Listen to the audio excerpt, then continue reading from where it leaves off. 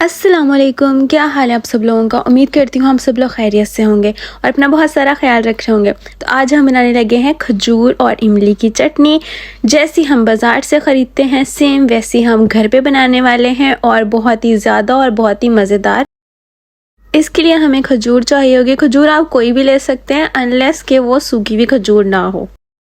और इसके लिए हमें इमली चाहिए होगी। इमली भी आप कोई भी ले सकते हैं जो आपके पास अवेलेबल हो। तो इमली जो है वो भी उतनी ही क्वांटिटी में हमें ऐड करनी है जितनी हमने इसके अंदर खजूर ऐड की है। और इन दोनों को हमने तकरीबन 1 घंटे तक पानी के अंदर भिगो के रख देना है।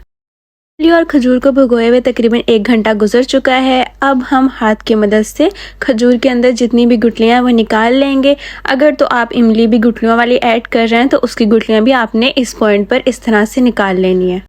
अच्छे से गुठलियाँ हम निकाल लेंगे। तो अब हमें एक जूसर चाहिए होगा, एक जग बड़ा वाला चाहिए होगा। इसके अंदर हमने ये जो इमली और खजूर का पल्प बना हुआ है ये ऐड कर देंगे। इसको इसी तरह से एज इट ऐड कर देना है, लेकिन ध्यान रखें कि आपने सारी गुठलियाँ निकाल लेनी है। थोड़ा सा हम इसके अंदर पानी ऐड कर देंगे और अब हम इसको अच्छे से ब्लेंड कर लेंगे। खाली बर्तन को हम स्टोव पे रखेंगे और इसके अंदर हम खजूर और इमली का पेस्ट ऐड कर देंगे। तकरीबन 2 गिलास के करीब हम इसके अंदर पानी ऐड कर देंगे और इसको मीडियम आंच पर अच्छे से पका लेंगे जब तक ये गाढ़ा ना हो जाए।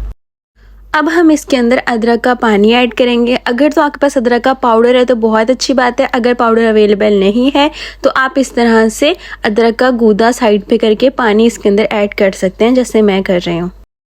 साथ ही हम गुड़ का एक पीस ऐड कर देंगे। आप गुड़ को कूट के भी डाल सकते हैं और अगर आपके पास गुड़ अवेलेबल नहीं है तो आप चीनी भी ऐड कर सकते हैं, लेकिन आई प्रेफर कि आप गुड़ ऐड करें। 1 चम्मच के करीब हम इसके अंदर भुना हुआ धनिया ऐड करेंगे। 1 चम्मच के करीब ही हम इसके अंदर ज़ीरा ऐड करेंगे। ज़ीरा आप पिसा हुआ भी ऐड कर सकते हैं, भून के भी ऐड कर सकते हैं। तकरीबन 2 चम्मच के करीब मैंने इसके अंदर कुटी लाल मिर्च ऐड की है। आप चाहें तो पिसी हुई भी ऐड कर सकते हैं, पर कुटी हुई लाल मिर्च का टेस्ट बहुत अच्छा आता है। 1 चम्मच के करीब हम इसके अंदर नमक ऐड कर देंगे। अगर आपके पास काला नमक अवेलेबल है तो आप वो ऐड कर दीजिएगा। इस तरह से जब इसके अंदर उबाल आना शुरू हो जाए तो आपने आंच जो है वो मीडियम कर देनी है और मीडियम आंच पर इसको तब तक पकाना है जब तक ये मिक्सचर गाढ़ा ना हो जाए।